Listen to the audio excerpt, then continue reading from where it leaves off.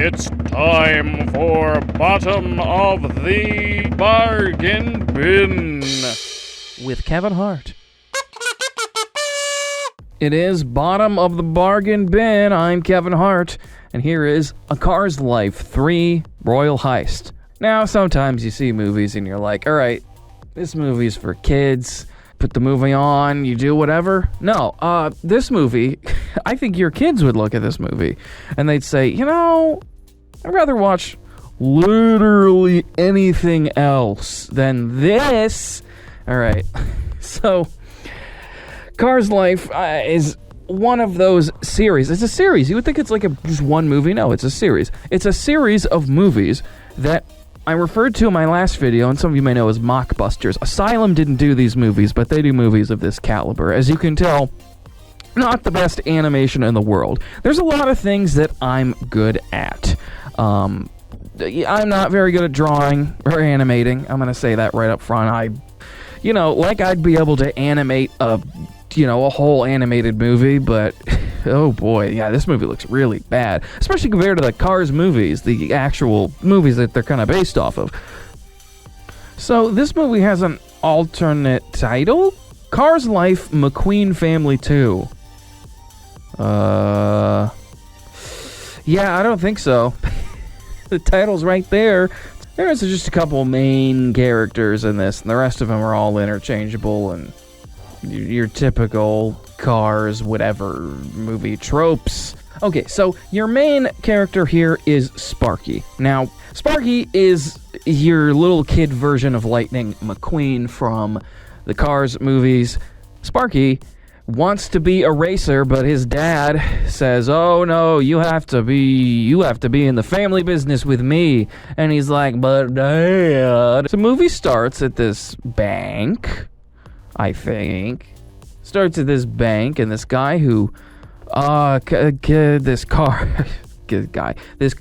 he talks like Cleveland from Family Guy. I mean, he's like, "Yes, indeedy, Speedy. The Piston Cafe, a specialty boutique for premium motor oils." And then the old man cheapskates over here, "You can't steal my hubcaps." So, while all of this stuff at the bank is happening, this royal car named Struts comes over. He is at one point a royal detective. "You're not from around here, are you?" No. I'm from Carlandia. "Wow. So why are you in El Cote?" But he comes to this little podunk car town and shakes things up by saying that the Queen is coming down. The Queen of Carlandia, to watch this race. Everyone's wondering why. And I think that's kind of the audience reaction. You're like, there's a car come to this little hick town to watch the little drag race, right? Unbeknownst to the cars and to the audience, Struts here. Now get this. This is kind of a convoluted plan. He wants to bring the Queen down to watch this race, and then while the Queen is asleep, he steals all of her jewelry and blames it on one of the locals and gets one of the locals locked up, and then he gets away. Only problem is, they're still looking for her pearls, I guess. So how is he going to get away with it? Well, who cares, says Struts, because this movie is fun and it's for kids. Except there's a lot of courtroom scenes. Like, a lot of them. And I mean, this guy Struts, you're not supposed to know till the end that he's the one. But it is pretty obvious. I mean, he brings at least, I think, 5 cars into court and says, "This is the one who did it." And the judge is like, "All right, okay, no, seriously. He didn't do it."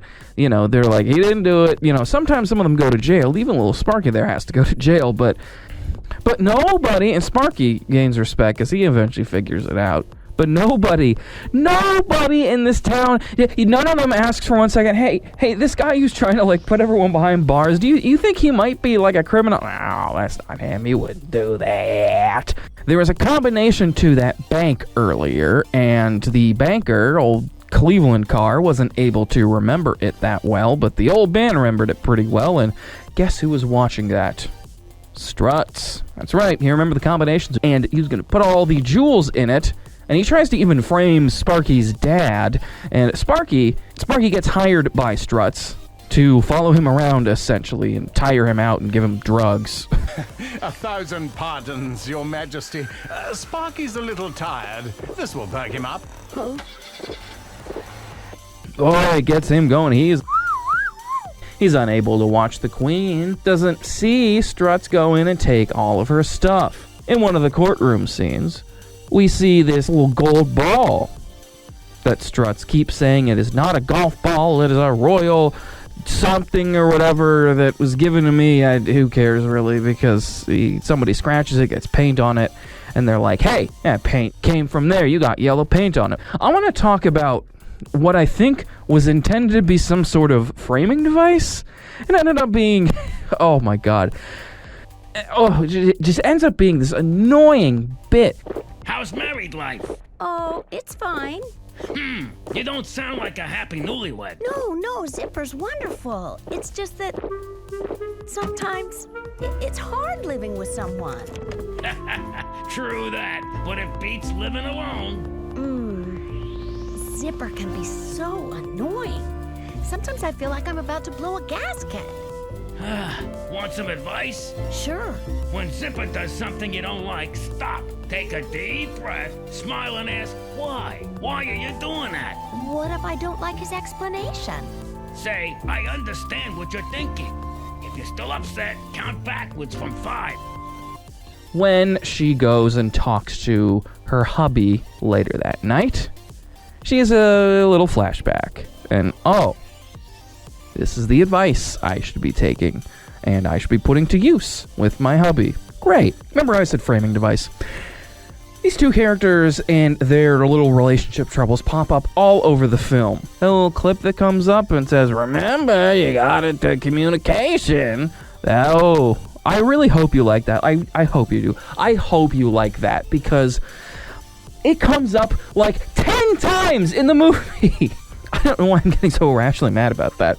But it's like, it's okay. Every single scene, she's going to be like, what's wrong? I'm going to count back from 5. But he comes up every time. Huh? Oh, yeah. I'll clean him up. When? I don't know. Smile and ask, why? Why are you doing that? It's like they're like, all right, to make this a feature film, we got to make sure it gets up to an hour and 20 minutes. So, all right, you just keep doing, we're just going to keep throwing this in. One of the times I think they forgot to put the footage in there, and so she's just kind of remembering it. Not that that matters, because it's the same scene over and over and over and over and over and over and over and over and over. Woohoo! Something, isn't it? How does this movie end, you may ask?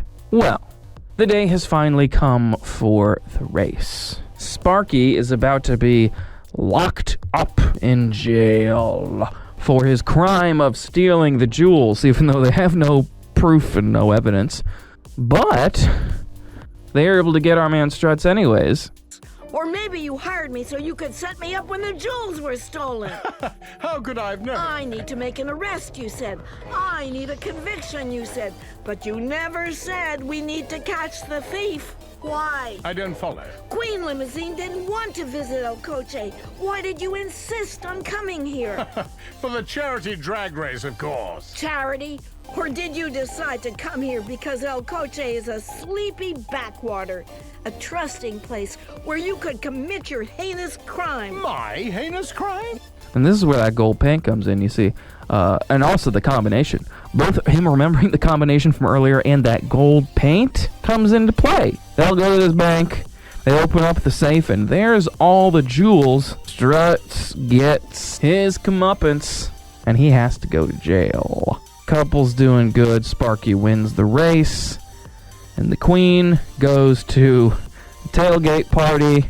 Everything is wonderful. The end. This movie's not good, and unlike Attila, I didn't have a lot of fun watching this one. I mean, this was boring, and it was hard to sit through. This movie is short. It's about as short as Attila, maybe even shorter, and it felt long. I mean, I was like, man, God, I was like, how long is this movie? And, you know, I felt like I was sitting there for like hours. I was like 40 minutes in. I'm like, how do these stretch this movie out so bad? Nothing happens in it. I don't know. This movie is bad. I gotta say, even for like if you want your kids to watch something, you show them like literally anything that like isn't this movie. But yeah, I wouldn't recommend this movie to anybody. What you see in this review is what you get. Don't bother with this one. There's other good bad movies out there, and A Car's Life 3 ain't it.